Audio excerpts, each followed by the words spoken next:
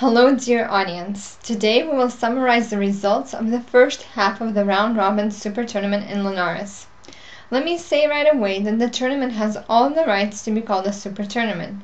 Practically every round is a revelation. There's a very small number of, so to say, empty games. Looks like the atmosphere in Linares is good for heroic chess deeds. And the organizers' idea to invite one representative per country played its role. Now let's talk about the heroes and anti-heroes of the first round-robin in a bit more detail.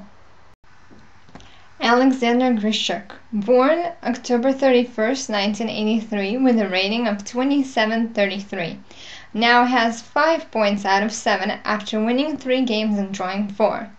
The main sensation of the tournament. No, of course we all know that Alexander is capable of a lot of things, but I think that not even the most loyal fans of our Grandmaster expected this. And we're not surprised only by the result, but by the level of play. For example, see the game Grishuk-Aronian. Almost in every game, except for maybe Grishuk versus Carlsen, we see serious battle. Alexander is playing on the same level without any misses. Everything points to the highest form. Only in one game Alexander had something mysterious going on in the game Ivanchuk versus Grishuk. Well, the sun also has spots. By the way, I want to turn your attention to the fact that in the second round-robin, Alexander will have an extra game as white. We'll be waiting for beautiful play, interesting wins, and skillfully played endgames. Alexander's fans, of course, are hoping for his win.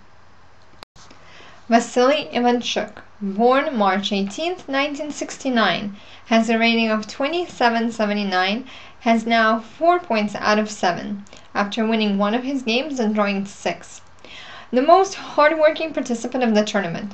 If you look at his games, you will see that play goes all the way to the endgame in all of them. In the first 5 rounds, Ivanchuk kept getting rook endings, and by the way, one of them, Ivanchuk versus Anand, is already famous worldwide after a pressure-filled endgame and Ivanchuk's Tarzan-like scream that followed. Looks like that miss would have broken the player, but not so fast. Vasily proved to everyone that he is a real fighter.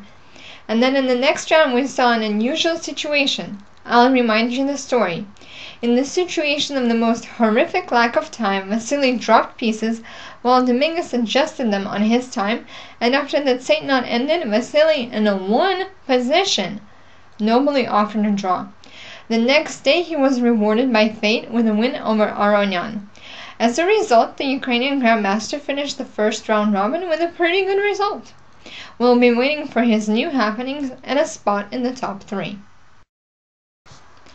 Magnus Carlsen, born November 30th, 1990, has a rating of 2776 and 4 points out of 7 after winning 1 of his games and drawing 6. The most what? On the backdrop of his best game, Carlsen looks really bleak right now. Again, a large number of draws, and in the games there isn't much to lead to a good result. And there's a big but though. Magnus won over Anand. As it's known, he's never done that before. It's possible that that win will lead Carlsen to new deeds, and in the second round-robin, we will see his classical positional pawn sacrifices, beautiful attacks, interesting play. We will see. Levon Aronian, born October 6, 1982, rating 2750. Has 3.5 points after winning 2, losing 2, and drawing 3 games.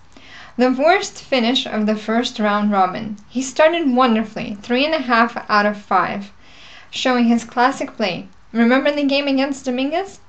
But in the 6th round, lost the principal meeting to another leader, Grishuk, and after that to Ivanchuk as well. And so, 50% finish. Of course, not a bad result, but not for Levon. Everything will depend on his attitude. If he shows the type of play like in the beginning of the tournament, he will end up in the top 3. And if not, well, let's not talk about anything sad. We'll be expecting new and beautiful games. Levon will still show himself. Vishy Anand, born December 11, 1969, rating 2791, has 3.5 out of 7 points after winning 2, losing 2, and drawing 3 games. And so to say, regular tournament for the world champion is not going very successfully for now. The play is too rocky, not champion-like. Maybe we're waiting for something more. The world champion is, after all, a lot cooler than a winner of even the biggest super tournament. Let's hope that Anand will show champion play, though I have a very hard time believing in that. Linares Dominguez, born September 23, 1983, rating 27-17, has 3 points out of 7 after losing 1 and drawing 6 games. The new face of the elite isn't playing his best chess here. It's possible that he's still having a hard time battling at such a level with so much pressure. For now, his games aren't all that colorful. During calm battles, the Cuban Grandmaster makes many mistakes. Maybe Linares should take more chances? Timur Rajabov, born March 12, 1987, rating 27-61, now has 2.5 points out of 7 after losing 2 and drawing 5 games. Probably the biggest anti-hero of the first half of the tournament. It's possible that Rajabov overplayed chess. He played way too many tournaments back-to-back. Also, a big role could have been played by the loss of the Sicilian defense during the first round to Anand. Starting with a 0 after playing your classic opening is always bad. He showed pretty good play in the game with Dominguez, though it ended in a draw. We'd like to see Timur win back some points in the second round robin. Wang Yu, born March 31, 1987, rating 27-39, has 2.5 points after losing 2 and drawing 5 games. I think that in such a high level, the representative from China can't boast about the same level of opening preparations. Looks like Wang Yu has to change something.